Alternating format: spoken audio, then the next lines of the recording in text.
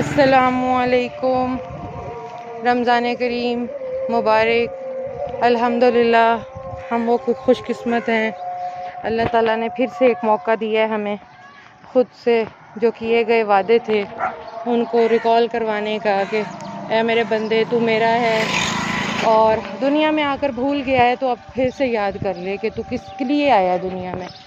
तो सबको रमज़ान शरीफ मुबारक। अल्लाह ताला हमें सही मानों में इस महीने की सातों का फ़ायदा उठाने वाला बना दे, और अल्लाह ताला हमारी तमाम इबादत को अपनी बारगाह में कबूल करे, हाथ का दिया कबूल करे।